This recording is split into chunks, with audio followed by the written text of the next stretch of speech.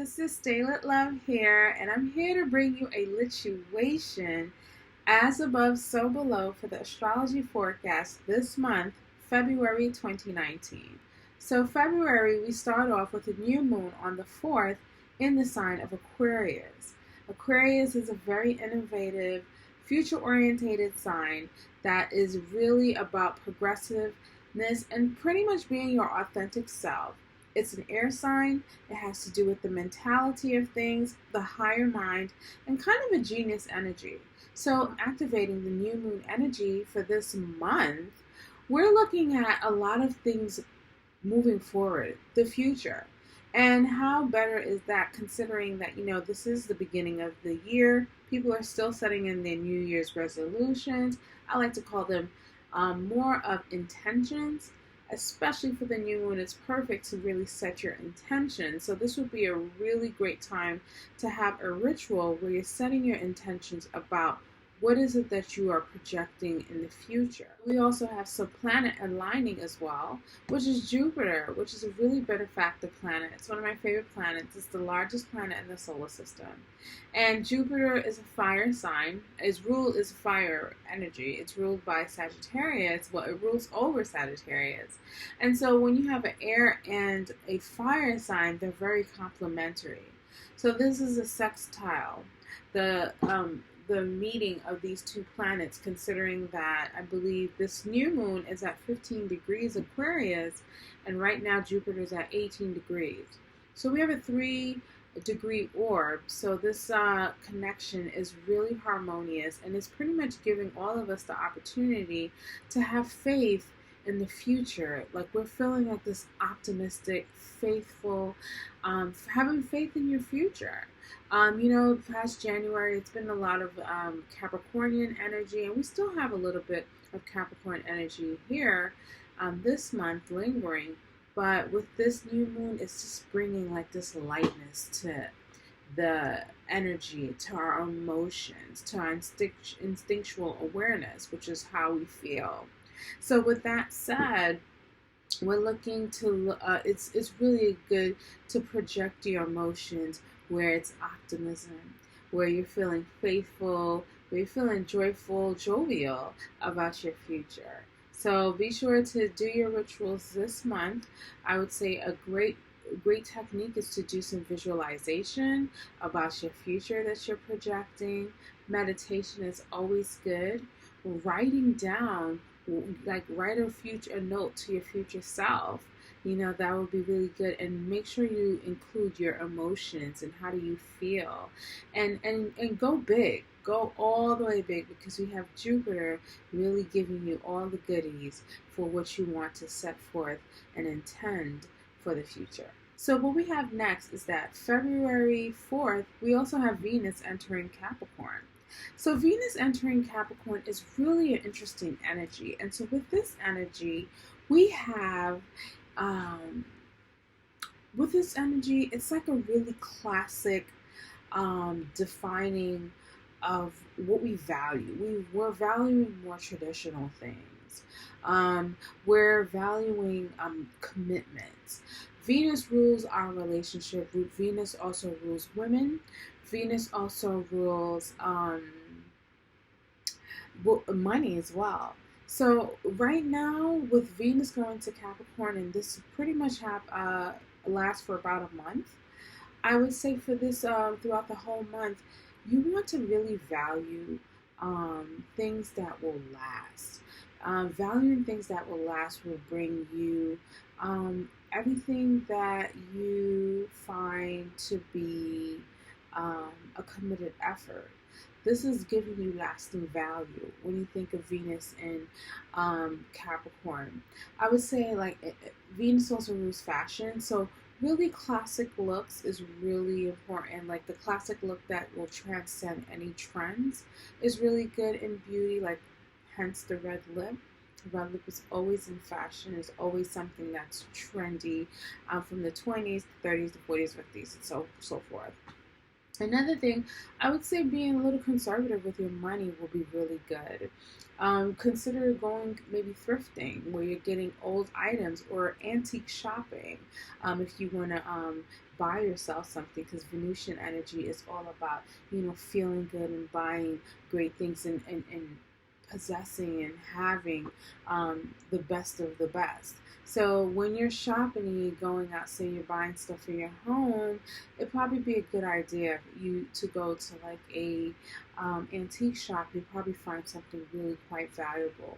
Again, saving money is really a good thing. You probably will be rewarded very well. Going to the banks and figuring out how you can save money. We in the United States, we're all getting our taxes, or we're preparing to do our taxes. So if you get your check, and you should before this transit ends, it probably would be a greater idea to conserve things. And in regards to relationships, relationship energy is really something that you would want to be like. Probably find a lot of people committing to things that they value, relationships that they value. Taking it to the next level. Capricorn is very ambitious energy, and Venusian energy is all about love. So you probably want to take love to the next level. Anything that's dear to your heart that you value, you want to take to the next level. And in order to take it to the next level, you would have to pretty much conserve it, commit to it, and also go for it for the long run. So that's Venus and Capricorn. Next, on the 10th, we have Mercury entering Pisces. That's a beautiful energy. Mercury, we know, a lot of people know about Mercury. I would say a lot of people learn about astrology, or that's their gateway to astrology, through the Mercury retrograde. So Mercury retrogrades, it rules our mindsets, the way we think, the way we communicate, technology around us, driving. It even rules our cousins as well, our community, our close-knit community and neighborhood as well. So Mercury now going into Pisces. Pisces is a very feminine energy. It's an energy that's very nebulous, very spiritual, very abstract. So when we talk about Mercury going into Pisces, the energy is really quite, our mind is really non-linear. We're not really thinking pretty objectively or logically. Our minds, we tend to have more creative thoughts. We tend to probably get downloads from, I don't know how I figured that out, but it's like something that could be maybe from a dream.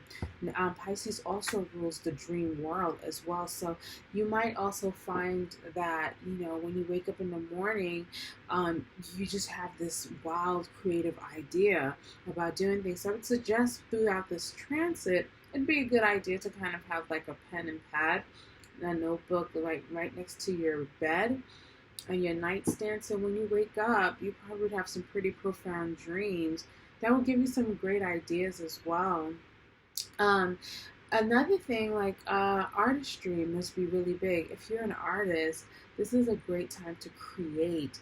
You might come up with great ideas. If you're like a songwriter or a painter, because Mercury also rules our hands, you might be drawing up and writing up some really beautiful bodies of work, of artistic work, because Pisces does rule the creator, the artiste of the zodiac. So our mind is going into that place. So we're coming up with very creative ways of communicating our ideas and so forth. And our mindset is more or less, less logical, but more dreamy, more romantic. Another thing, also, romance might be a big thing. You might be professing your love, and this is perfect because this is near Valentine's Day. So Mercury in Pisces might have a lot of people really speaking from their heart, because like I said, Pisces is a very feminine energy. It is the higher altitude of Venus energy, so it's unconditional love. So people might be professing their unconditional love to each other for the Valentine's holiday, or just throughout the whole month. And I find it so beautiful. It's a very creative energy.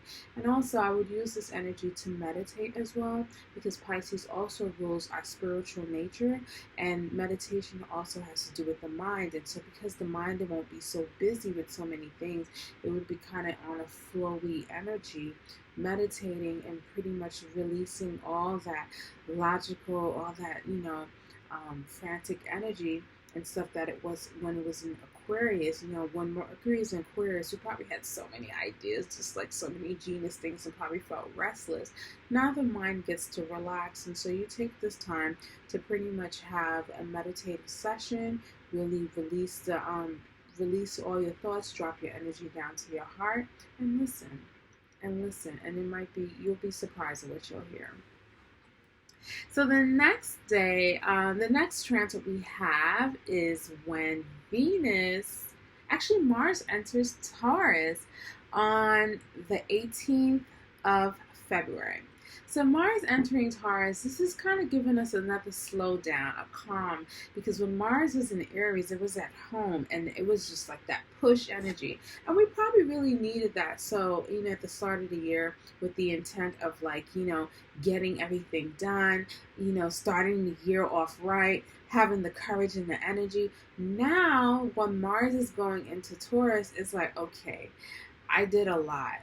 What's the worth? Like, is this worth my time? Is this worth, not even my time, but is this worth my energy? Mars in Taurus is really asking, is this worth my energy? Now, Taurus is ruled by Venus, so it really likes to calm itself and just eat and just enjoy the finer things in life. And so Mars, it's a very forceful, passionate kind of planet. And in Taurus, it's just the warrior in us really wants to know, is this worth all this energy? So right now we are assessing what is worth our energetic, our force, our drive to go after the things that we desire and what we find passionate, and what is it that we want to go after, and so forth. So this is the energy now. We're getting a little slowed down, and we're grounding ourselves with what is it that we're going after, and not just going, doing things and thinking later, as impulsive as Mars and Aries can be.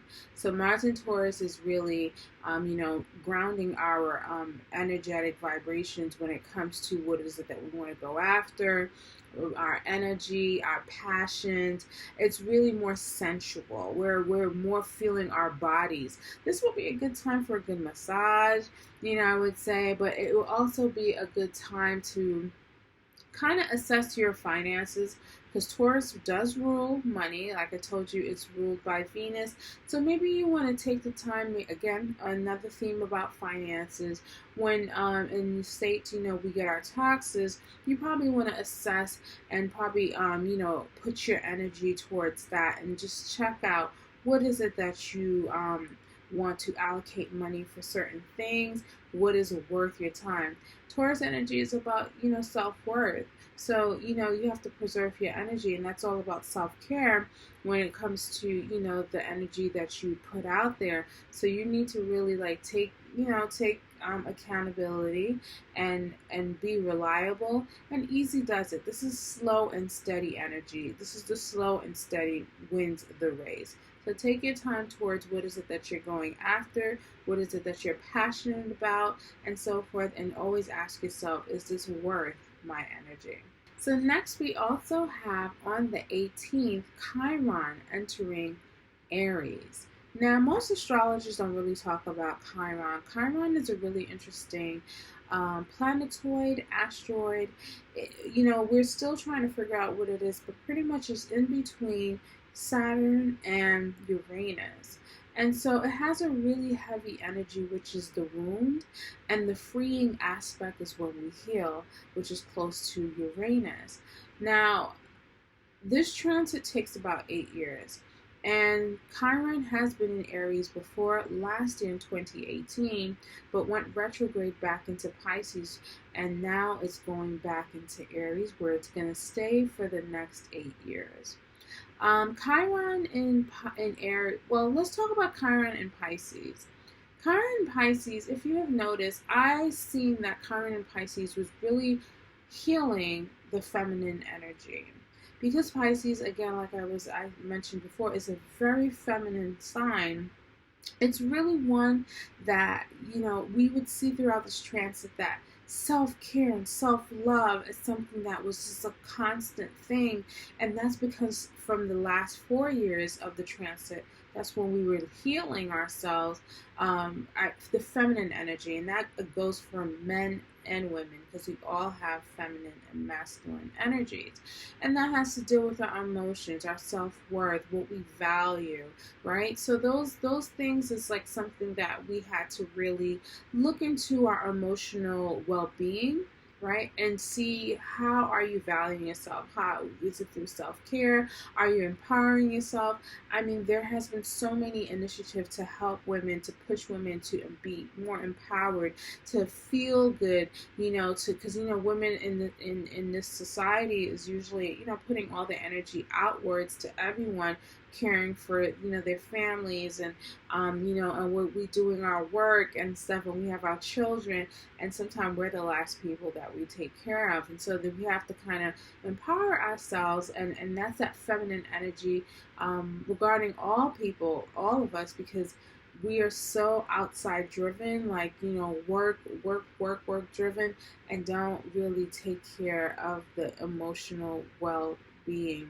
So I would say from this whole transit, it really has healed the emotional wellness of the collective, of where we are. At least I would say we have really gained consciousness of the fact that, wait a minute, I have to take care of like the internal world as well. So now on the 18th, with Chiron going into Aries, there's more of a masculine kind of wound that we will be seeing. So with Chiron's transit, it's called the wounded healer. It's pretty much the mythology that comes with it is that there was a medicine man who shot himself, who had a bow and arrow. He was actually a centaur, kind of like the symbol for Sagittarius, half man, half horse, or half beast. And so he was more of a medicine man, an herbalist, and so forth. And his medicine, he shot himself in the foot. So it's like it's like he has the medicine to heal, but also it poisoned him. And he was unable to like really fix himself. And so that's the energy of Chiron. It's like a part of our chart. If you would do a natal chart reading of your own personal chart, you would see where Chiron is, and that's where you kind of have your personal wound. And it's with your intention is how you can heal yourself. And sometimes that would have to be something where it has to be a community effort, or definitely one that can help you liberate yourself in a way. So now back to Chiron being in Aries. Aries is a very masculine energy. It's very, go after, it's the first of the sign. It's very powerful. It's not powerful, but more or less takes initiative, takes drive. It rules the body, it rules the head, right? And last time Chiron was in Aries, I find it really interesting, was during the Vietnam War. And this is the first time we saw like the wounded soldier. This was the first time we saw like the real repercussions of war.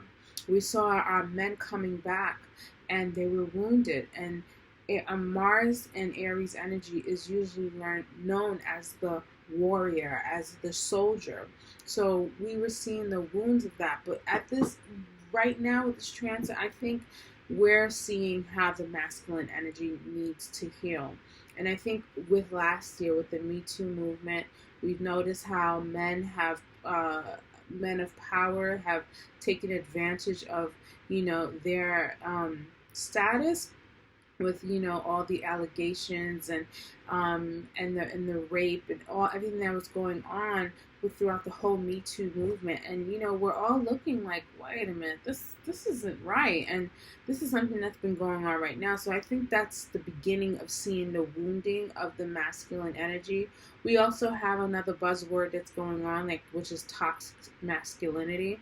I attest that to Chiron and Aries, and that probably was happening when Chiron is in Aries last year. So there's going to be more themes that's going to really focus on the masculine energy of maybe driving, doing things too much, being so impulsive, just like that masculine energy. It's going to be some wounding, and it's going to be a gaping wound that's going to occur for the next 4 years.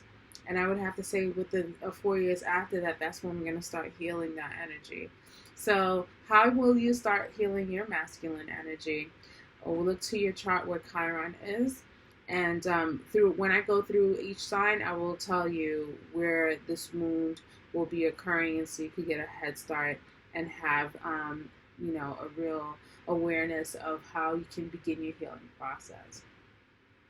So the next one, on the 19th, we have a combination, the full moon in the sign of Virgo. So Virgo is the sign of service. It's a sign of servitude. It's the sign of our health and well-being. It's the sign of our vocation, our day-to-day work, our lifestyle. These are the themes of Virgo. And so there's going to be a full combination, a wrapping up of those themes that was mentioned. And it's going to come to awareness in a real heightened emotional way. So you can probably find yourself maybe, you're ending a job, or you're ending a bad habit, so you can and so you can bring in a healthier habit. So the full moon in Virgo, that's going to be quite interesting, and we're going to talk about that when the full moon, when we get closer to the 19th. Well, I'll do a whole video about that. The next day, we also have the sun enters the sign of Pisces. So now the sun meets up with the Mercury, and so we're all in this nebulous, calm, relaxed energy, kind of delusional too. And I would have to say, even when Mercury in Pisces, there could be a lot of delusions, and from a macro level, we can definitely understand with what's going on around the world.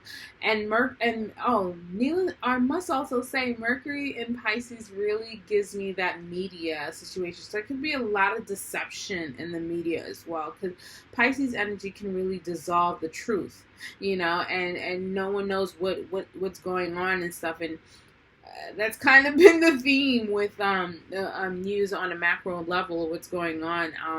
So we probably would see more of that and heightened illumination and awareness of this, or the creation of it, when the sun goes into Pisces as well. Now, Pisces is a very spiritual sign. It's a sweet sign, and I think it's one time for me. I love to travel around this time. Like I live in New York City, so it's the dead of winter, right before the spring happens.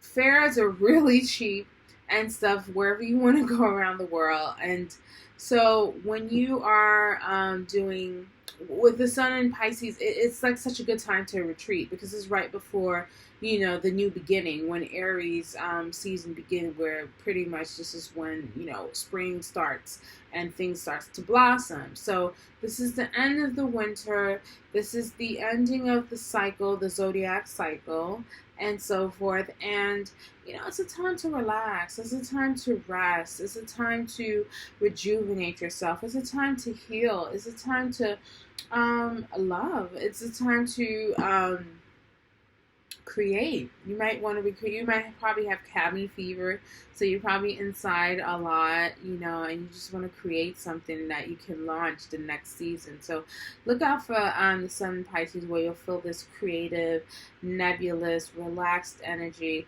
But beware for the delusions that may come around, or you might want to sleep too much, or probably drink too much, because Pisces energy can kind of create that vibe. I mean, just think of St. Patrick's Day. That's around when when that's in around Pisces season, and we all know St. Patty's Day, you get a lot of drinking. So yeah, look out for Pisces season. It's gonna be a good time. And so let's move forward and let's start the forecast for each sign. Gemini, hi. So let's start with your forecast. February 4th, we have the new moon in your ninth house. So you might be feeling quite, this new moon really talked to you a lot. And you're looking at the future, and you are an air sign. You are within the mind. You are focused, and this is a great time for you to really manifest and really project your emotions, right? And also your vision of the future. Aquarius is a future-orientated sign, and the ninth house has to do with your beliefs, your truth, and so forth, and also some sort of spirituality and higher education sprinkled in there. So in order to get to the place of your goals and your hopes and wishes in regards to your future self, it might have to be in a way through, of course, believing yourself. That'll always work. And also believing in yourself, where you might even want to go into start looking into higher education. Maybe start going into a church, or looking into different forms of spirituality to help you really, it'll be a conduit for your growth, for your future self, the vision you have for your future self. So this new moon is very, very beneficial for you, and I really suggest continuing to do some visualizing exercises, create a vision board of your future self and so forth. And also really look into what are your beliefs and stuff about your truths about how you see your future to be, and you can map it out any way you want, and skies is not even the limit, because you have Jupiter really making this energy so big, so generous, so abundant, and it's in the ninth house, which is the home of Jupiter. So dream big, think big, go after big things, go for the higher education, go for the ultimate truth. Philosophy is something that will really be good. Your greater beliefs is really pushing you to a higher place, to your future self. So it's a great energy, Gemini. And on the same day, we have Venus entering Capricorn, and this was in your 8th house. So you're valuing committed efforts. You might have a love of ambition. You might be attracting a lot of goals to you. You have a desire of higher status, and you can definitely receive that. Are you open to receive this higher status that's really one that you desire? It might be also a change of status, because the 8th house is all about transformation and change as well. You might be also attracting a wealthy partner who's quite stabilized, someone who's really stabilized. Or if you're not single and you're in a relationship, you might even see that your partner may gain a steady raise at work. There also may be themes about, you, money, and government. And of course, if you are in the States, we are this is tax season, so you might even gain a lot of money that can probably sustain you. Like, you might find your return to be pretty hefty this year, and it's something that you kind of wanted and attracted. The law of attraction is in your favor when you really recognize that you can really receive what you deserve and what you desire. It's yours as well. Sex is also something that might be very active for you as well, as the 8th house rules sexual relationships and intimacy. There might be a committed efforts to these desires and so forth. So enjoy this energy, especially we have especially for Valentine's Day. So this is a good, it's a lot of good energy. Money, sex, relationship seems to be is really stabilizing for you. So enjoy that. On the 10th, we have Mercury entering Pisces. Mercury, that is your ruling planet. And in Pisces, it's not exactly the way you like to think of things. It's more creative energy, and it's in your 10th house. So Mercury and Pisces, you might find that there's a lot of creative energy within your workplace, within your status that you want to achieve. You might probably have a new goal that seems to be that you find very creative. That you might have to create a lot of things. Spiritual work might be something that's maybe a theme when it comes to how you will be achieving your goals and your ambitions as well. The creative mind, enjoy that. Play with that. Sometimes you want to take a rest from being so logical and so forth, and just really enjoy and see how your mind just like really takes you certain places. You might want to even also send out a creative proposal, draft one up, and meditate as well. You might want to meditate right before you go to work and stuff. You're getting downloads from other places that you're not used to. So enjoy that, but really, really tap into your creative self, because you have a lot of things that you can manifest from your heart space, and you can create some amazing proposals within your workspace, and everything that you would like to achieve is something that comes from a creative mind. So really enjoy this energy, Gemini. And on the 13th, the day right before Valentine's Day, we have this conjunction between Mars and Uranus in Aries, which is in your 3rd house, right? Mars conjunction Uranus and Aries is in your 11th house. So there is a sudden situation. Mars conjuncting Uranus on February 13th, the day right before Valentine's Day. There is a huge sudden drive to do things with your friends. You might have a great, what's the holiday? Galentine. Might be something, you guys might suddenly create like a cool Galentine situation, as the Mars and Mars conjunction to Uranus in Aries is activating your 11th house. So you something about community and groups might have pretty shock you. Well, you have like such a shocking energy or a sudden drive to be with your friends or your community and so forth. And take advantage of this energy. Just be careful, I would say, with how you're getting there. Drive Mars conjuncting Uranus and Aries can be too forceful, and so accident-prone energy can be a thing. So just look out for that. And be aware of that. On the 18th, you have Mars entering Taurus, and that's in your 12th house.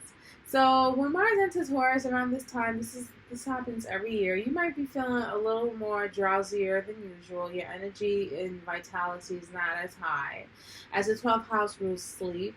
So get some rest. I know in the Northern Hemisphere, this is when we're like in the thick of winter and so forth. So, cabin fever might not be a bad idea where you get to stay home. So it's a good time to rest, to meditate. You might even want to take a vacation as well, as the 12th house also rules retreats and vacation.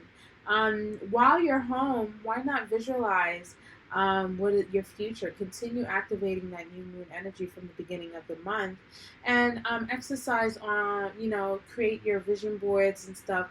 This would be a great activity to initiate and attract all the things that you value.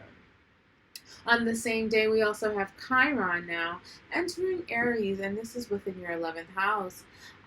Now, with this energy, you might begin to feel some wounds on how you identify with your hopes, your dreams, your wishes.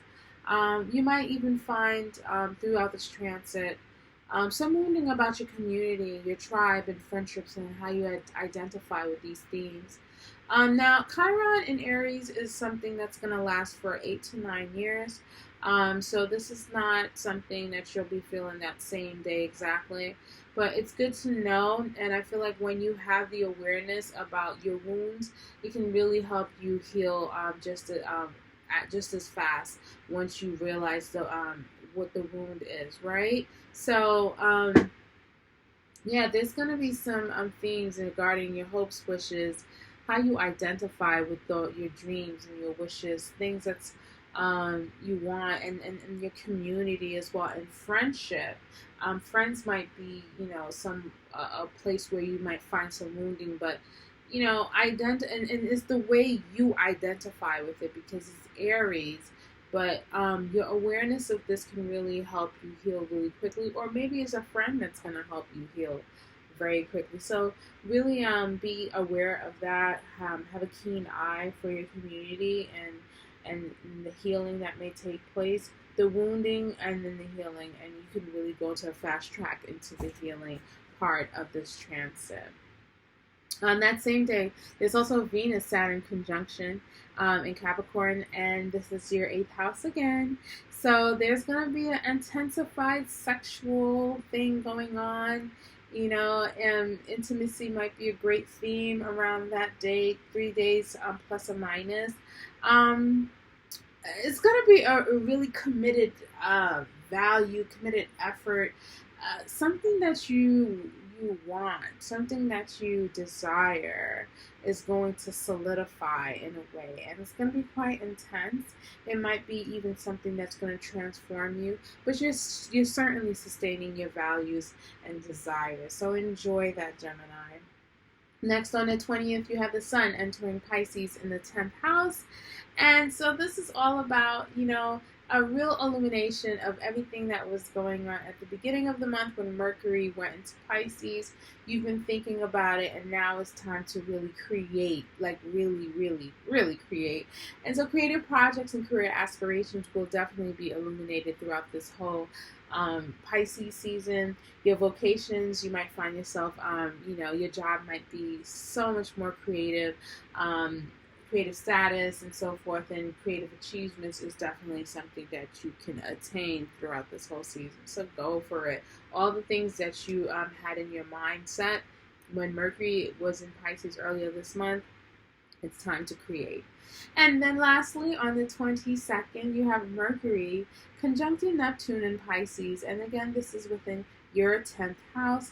So there's going to be more and more talks about, stuff that's going on within your job, and it's going to be very creative. So it looks like your job might be really ushering a new creative venture, or you with your business, you want to do something more creatively, and so forth.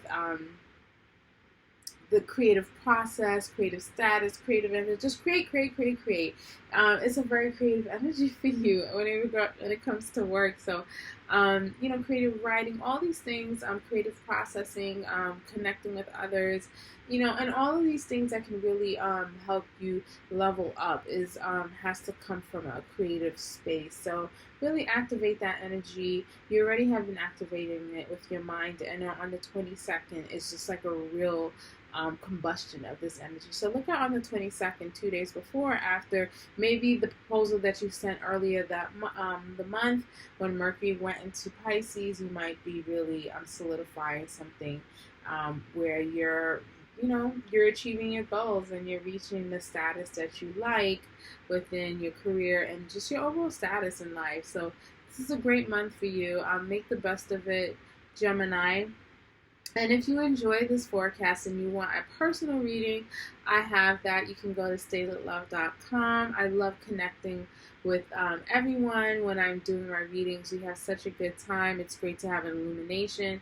And of course, it's Valentine's Day. This is the month of Valentine's, and the readings I do offer is not only just an illumination reading. I also do synastry reading, where it's you and your significant other, where you could get to look at your chart and their chart and see, how your energies jive well or not. And so if you're interested in that, again, StayLitLove.com. I'd love to talk to you. There's different durations and also time, and we connect and yeah, that's it. And I'd love to hear what you think about this video. Subscribe, connect with me. This is my first of many, and of this kind, of this magnitude. And I'm really happy to connect with you guys. I love my Geminis, and so yeah, so always, write to me. I know you guys love to write, so I love to hear what you think. Subscribe, like, and share as well. So when I just want to sign off and say thank you guys, and always stay lit, love.